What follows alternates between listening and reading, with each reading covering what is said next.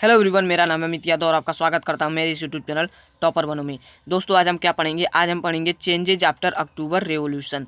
पिछले वीडियो में मैंने आपको बता दिया कि अक्टूबर रेवोल्यूशन कैसे हुआ था और क्या क्या मतलब कि उसमें स्टेप्स लिए गए थे, ठीक है। और उसके बाद कौन जीता था वो भी मैंने बता दिया था, ठीक है। तो जैसे मैंने आपको बता दिया था कि वहाँ पर जो रिवोल्यूशनरी मिलिट्री कमेटी लॉन्च की गई थी उसने पूरा कब्जा कर लिया था, पूरा गवर्नमेंट अपने अंडर में ले लिया था, जिसकी वजह से बोल्शेविक की जो है जीत हो जाती है। तो अब हम देखेंगे कि जो अक्टूबर रिवोल्यूशन है उसके बाद चेंजेस क्या क्या हुए, ठीक है। तो जैसे मैंने आपको बताया था पिछली वीडियो तक कि जब राजा को हटा दिया जाता है, जो शाह निकोलस सेकेंड थे, जब उन्हें एब्डिकेट कर दिया जाता है उनके पोजीशन से, तो जो व्लादिमीर लेनिन कंट्री के बाहर चले गए थे वो वहाँ से जब आते हैं तो वो अपना अप्रैल थीसिस दिए थे। अप्रैल थीसिस याद है सभी लोगों को, जिसमें 3 डिमांड्स थी। कौन कौन सा डिमांड था? जैसे मैंने आपको पहला बताया था कि वार को एंड तक लिया जाए, दूसरा कि बैंक को नेशनलाइज कर दिया जाए, और तीसरा कि पीजेंट्स को जो लैंड है वो मतलब कि उसे दे दिया जाए। तो उसी के बेसिस पे अब बोल्शेविक पार्टी जीत गई है, तो जो चाहती थी तो वो तो करेगी ही। यानी कि मतलब कि अप्रैल थीसिस का, according to the April thesis changes लाए जाते हैं अक्टूबर रेवोल्यूशन के बाद। तो क्या देखिए क्या क्या मतलब कि चेंजेस लाए गए यहाँ पर। देखिए इसे अच्छे से देखिएगा, इस पर स्पेसिफिक क्वेश्चंस बनता है कि what are the changes after the October revolution, ठीक है। यहाँ पर आपको एक अच्छे से पॉइंट्स लिखने पड़ेंगे, ठीक है। तो यहाँ पर देखिए, according to the April thesis bank were nationalised by November 1917, ठीक है। जो बैंक जो वो नेशनलाइज हो गए, मतलब कि मीन्स मतलब कि अब वो गवर्नमेंट ऑन करेगी, मतलब कि वो गवर्नमेंट के बैंक जो है वो गवर्नमेंट के अंतर्गत रहेंगे। पहले क्या था कि प्राइवेट थे, अब जो बैंक है वो गवर्नमेंट के अंडर रहेंगे, ठीक है। और दूसरा क्या था कि peasants took over the land of nobility. देखिए अब दूसरा मतलब कि चेंजेस क्या हुआ कि जो लैंड पहले नोबिलिटी ऑन करते थे और उस पर पीजेंट्स काम करते थे, अब क्या हुआ कि अप्रैल थीसिस ने, मैंने आपको बताया था कि उन्हें हवाले करने के लिए कहा गया था। तो अप्रैल थीसिस के हिसाब से ही मतलब कि जो पीजेंट्स थे, जो किसान थे, वो जो नोबल लोग मतलब कि जमीन पर हड़प कर बैठे थे, उनसे वो ले लिया जाता है और किसानों में बांट दिया जाता है, ठीक है।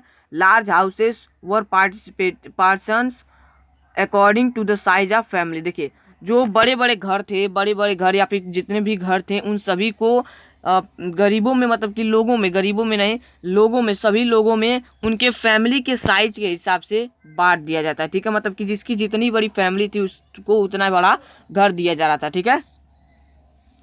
Use of old titles of aristocracy was banned. अब देखिए मतलब कि अब क्या हुआ कि जो एरिस्टोक्रेसी के नाम पर जो पुराने टाइटल्स पहले यूज किए जाते थे, कि मतलब कि महाराजा का रक्षक, वो मतलब कि कई सारे टाइटल्स यूज किए जाते थे, मतलब कि तो उस पर बैन लगा दिया जाता है, ठीक है। तो यहाँ पर कितने पॉइंट्स हो गए? 4 पॉइंट्स हो गए। आपको इन चारों पॉइंट्स के बारे में याद रखता है, और एक 5वां पॉइंट भी याद रखिए, क्योंकि जब 5 मार्क्स का क्वेश्चन आए तो ट्राई कीजिए कि 5 पॉइंट जरूर लिखें उसमें, ठीक है।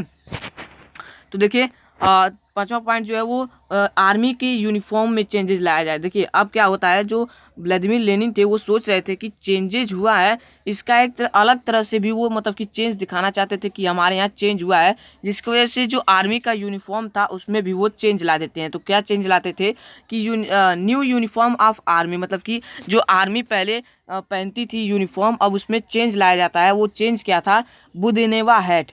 देखिए बुदेनेवा हैट, ब्यूडेनेवा हैट एक टोपी थी। देखिए एक हैट था, कुछ डायग्राम तो मैं नहीं बना पाऊंगा, ये कुछ मतलब कि ऐसे, मतलब कि समझ लीजिए जो फौजे जो मतलब कि सर पे हेलमेट की तरह जो टोपियां पहने रहते हैं, मतलब कि जो हैट पहने रहते हैं, वो मतलब कि उनका जो पहले दूसरे तरह से पहनते थे, अब उसमें दूसरे तरह से ला दिया गया, ठीक है। और जो बोल्शेविक पार्टी थी, जिसका मैंने आपको पहले ही बताया था कि व्लादिमीर लेनिन चाहते थे कि बोल्शेविक पार्टी का नाम बदलकर रशियन कम्युनिस्ट पार्टी रख दिया जाए। तो यही सारे चेंजेस लाए उन्होंने थे, ठीक है। यहाँ पर देखिए लगभग 5-6 पॉइंट हो गए। तो आपको क्या लिखना है कि अगर कोई मतलब क्वेश्चन आ सकती है, what are the changes of the October revolution in Russia, तो आपको स्पेसिफिक बढ़िया से इस पे मतलब कि लिखना है कि bank were nationalised, peasants took over the land by nobility, large houses were partitioned according to the size of family, use of titles of aristocracy was banned, a new uniform of army was introduced in which the armies wears the budeneva hat, ठीक है। ऐसे आप कुछ लिख सकते हैं। And the Bolshevik party, मतलब ये अपना लिखिए, मतलब कि कुछ मेन पॉइंट्स 5 पर अच्छे से पॉइंट्स से लिख सकते हैं, और कुछ पॉइंट को आप एक में कंबाइन भी कर सकते हैं, ठीक है। तो बोल्शेविक पार्टी का जो नाम है वो बदलकर रशियन कम्युनिस्ट पार्टी रख दिया गया। अब इन सभी में प्रॉब्लम्स भी आए थे, इन समय में बहुत सारे प्रॉब्लम्स, दिक्कतों का भी सामना हुआ। देखिए केवल अच्छा ही नहीं हुआ, अक्टूबर रिवोल्यूशन के बाद मतलब कि चेंजेस तो हुए, लेकिन उसके बाद कुछ मतलब कि परेशानियां भी आई। ठीक है, वो क्या थी? In November 1970 election to the constituent assembly by Bolshevik. अब देखिए बोल्शेविक को बहुत ही ज़्यादा कॉन्फिडेंस हो जाता है। कॉन्फिडेंस होने का क्या मतलब है कि उसे लगने लगता है कि हमारे सपोर्टर्स जो है वो बहुत ही ज़्यादा बढ़ गए। पिछले वीडियो मैंने आपको जैसे बताया था कि जो रशियन कम्युनिस्ट असेंबली थी वहाँ पर जो 500 से भी ज़्यादा जो सोवियत यूनियंस फॉर्म हुई थी, जब वो जाती हैं तो उसमें जो बोल्शेविक पार्टी की मतलब कि सपोर्टर जो है वो बहुत ही ज़्यादा रहते हैं। अब बोल्शेविक पार्टी नहीं, अब हम रशियन कम्युनिस्ट पार्टी उसे कहेंगे, तो इस पर कन्फ्यूज मत होइएगा कि मैं किसके बारे में बोल रहा हूँ। तो रशियन कम्युनिस्ट पार्टी के जो लीडर व्लादिमीर लेनिन थे उन्हें बहुत ही ज़्यादा ओवर कॉन्फिडेंस हो गया था कि मतलब कि अब तो मुझे मतलब कि हर तरह से सपोर्ट मिल रहा है, लोग मुझे सपोर्ट कर रहे हैं, और इसी कॉन्फिडेंस की वजह से वो कॉन्स्टिट्यूएंट असेंबली को इलेक्ट करने का अनुमति दे देते हैं। कॉन्स्टिट्यूएंट असेंबली का क्या मतलब रहता है कि वो असेंबली जो कॉन्स्टिट्यूशन बनाएगी, ठीक है, जो कॉन्स्टिट्यूशन बनाएगी उसे हम कॉन्स्टिट्यूएंट असेंबली कहते हैं। तो कॉन्स्टिट्यूएंट असेंबली को इलेक्ट करने के लिए अनुमति दे देती है, लेकिन होता कुछ उल्टा है। जितना वो कॉन्फिडेंस से उन्हें अनुमति देती है उसका ही उल्टा हो जाता है। मतलब कि जो कॉन्स्टिट्यूएंट असेंबली है उसमें रशियन कम्युनिस्ट पार्टी की जो मेंबर्स थे वो मेजोरिटी गेन करने में पीछे रह जाते हैं, मतलब कि उन्हें ज़्यादा वोटिंग ही नहीं मिलती है। अब देखिए अब इन्हें बहुत ही ज़्यादा जोर का झटका लगता है, मतलब कि उन्हें लगता था कि कितना ज़्यादा मुझे हमारे सपोर्टर्स बढ़ गए हैं, अब तो मतलब कि हर चीज़ हम उसी और उसी कॉन्फिडेंस में ये कॉन्स्टिट्यूएंट असेंबली बनाने के लिए भी मतलब कि बोल देते हैं। लेकिन होता कुछ उल्टा है कि इनके जो मेंबर्स हैं वो बिल्कुल ही मेजोरिटी नहीं गिन कर पाते हैं, बोल्शेविक पार्टी के उसमें मेंबर्स ही नहीं जा पाते हैं, but they fail to gain majority support, और उसमें वो मेजोरिटी नहीं गेन कर पाते हैं। अब देखिए जब मेजोरिटी नहीं गेन कर पाए, यानी कि जो कॉन्स्टिट्यूएंट असेंबली बनेंगी उसमें दूसरे लोग रहेंगे, यानी कि वो कुछ दूसरा चाहेंगे और ये कुछ दूसरा चाहेंगे, तो यही इन दोनों के बीच में कॉन्फ्लिक्ट बनता है। तो वो कैसे होता है चलिए मैं आपको बताता हूँ। ठीक है, तो जनवरी 1980 असेंबली रिजेक्टेड बोल्शेविक मेजर्स। अब देखिए यहीं पर मतलब कि क्या होता है कि अब देखिए जब बोल्शेविक पार्टी अभी भी अब पावर में कौन है, अभी भी पावर में बोल्शेविक पार्टी है, लेकिन कॉन्स्टिट्यूएंट असेंबली मतलब कि जो कॉन्स्टिट्यूशन में रखना चाहिए मतलब कि, लेकिन देखिए बोल्शेविक पार्टी के पास पावर होते भी हुए वो कुछ नहीं कर सकता कि मतलब कि वो उसमें क्या क्या कॉन्स्टिट्यूशन में क्या क्या चेंजेस लाए। कॉन्स्टिट्यूशन में जो चीज़ करना है वो कॉन्स्टिट्यूएंट असेंबली के मेंबर्स ही करेंगे। तो अब देखिए जब उसमें उनके मेंबर्स नहीं रहते हैं तो क्या होता है कि बोल्शेविक जो भी कहती है कि कॉन्स्टिट्यूशन में ये चीज़ रखें ये चीज़ ना रखें,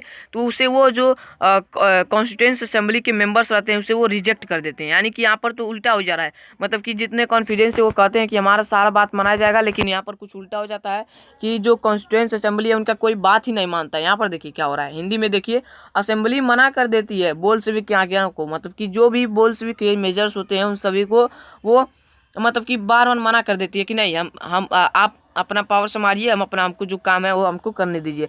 जिसकी वजह से लेनिन को बहुत ही ज़्यादा गुस्सा आ जाता है और लेनिन डिसमिस द असेंबली, और जो कॉन्स्टिट्यूएंट असेंबली बनी थी उसे डिसमिस कर देते हैं। अब सोच रहे होंगे कि डिसमिस कैसे कर दे होंगे, आखिर इलेक्ट करे। तो अभी भी देखिए पावर जो था वो लेनिन के पास ही था। ठीक है, मेन कह सकते हैं कि गवर्नमेंट जो थी वो लेनिन की ही थी। ठीक है, अब देखिए अब लेनिन ने जब असेंबली को डिसमिस कर दिया तो उसकी वजह से उनको कुछ कारण भी देना पड़ेगा जनता को। अगर कारण नहीं देंगे तो लोगों को लगेगा कि मतलब कि अपना पावर बढ़ाना चाहते हैं, ये फिर से हमें मतलब कि अपने अंडर में प्रोविंशियल गवर्नमेंट के ही तरह फिर ये भी हो रहा है। तो इसलिए वजह से वो कुछ अपना मतलब कि कारण भी देते थे, लेकिन असल में कारण वो नहीं रहता है। मेन कारण ये रहता है कि जो कॉन्स्टिट्यूएंट असेंबली है वो उनकी बातों को नहीं मानती है, जिसकी वजह से लेनिन उसे डिसमिस करते हैं। लेकिन कारण क्या देखते हैं वो भी देख लीजिए।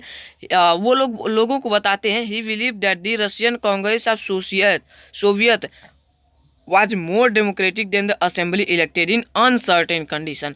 अब देखिए वो लोगों को कारण क्या बताते हैं कि रशियन कांग्रेस ऑफ सोवियत जो मतलब कि बोल्शेविक पार्टी है वो कॉन्स्टिट्यूएंट असेंबली से ज़्यादा डेमोक्रेट्स है। क्यों डेमोक्रेट्स है? क्योंकि बताते हैं कि जो कॉन्स्टिट्यूएंट असेंबली है वो कुछ ऐसे विषम कंडीशंस में इलेक्ट हुई है जिसके मतलब इसके उस पर ज़्यादा ध्यान नहीं दिया जा सका, और मतलब कि वो मतलब कि अच्छे से वो इलेक्शन नहीं हो पाया, जिसकी वजह से उसे अनसर्टेन कंडीशन देकर मतलब कि अनसर्टेन कुछ बताकर वो उसे बंद कर देते हैं। ठीक है, जिससे मतलब लोग उनके खिलाफ आवाज़ ना उठाए। ठीक है,